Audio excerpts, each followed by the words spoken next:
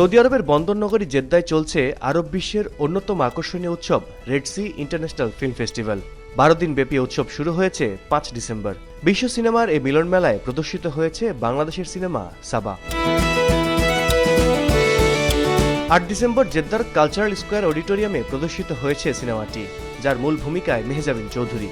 মা মেয়ের সম্পর্ক আর টানাপোড়েনের গল্পে সিনেমাটি নির্মাণ করেছেন মাকসুদ হুসাইন। হাউসফুল ৩টা শো আমরা দেখলাম, যেখানে মনে করেন যে বাংলাদেশি কিছু অডিয়েন্স ছিল এক্সপ্যাট্রিয়েট, কিন্তু মূলত আপনার দেশের বাইরের মানুষ, এবং তারা খুবই আপনার ইমোশনালি জিনিসটা নিয়ে রিয়্যাক্ট করলো, আপনার যেভাবে তারা তাদের পার্সোনাল স্টোরি শেয়ার করছিল।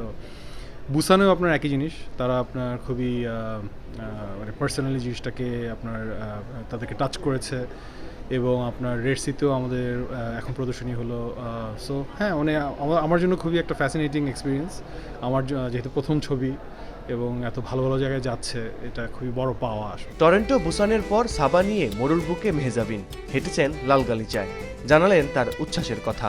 সবসময় রিয়াকশন বা ফিডব্যাকটা আসে কি, যে তারা আসলে স্টোরির সাথে কানেক্ট করতে পেরেছে, তারা বাংলাদেশকে দেখছে, বাংলাদেশের আমরা যেভাবে দেখাতে চেয়েছি কিংবা আমরা একটা অথেন্টিক গল্প বলতে চেয়েছি, ওই গল্পটুকু আসলে তাদেরকে টাচ করছে।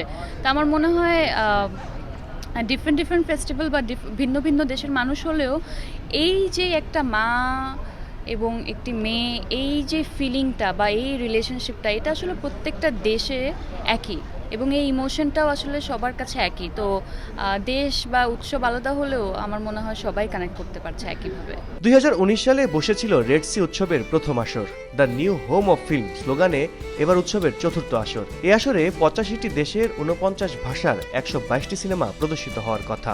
বিশ্ব সিনেমাকে সৌদিমুখী করা আর সৌদি আরবের সিনেমা শিল্পকে বিশ্বব্যাপী প্রচার এবং প্রসারে এই ধরনের উৎসব ব্যাপক ভূমিকা রাখে, এমনটাই বলছেন বিভিন্ন দেশ থেকে উৎসবে আগতরা।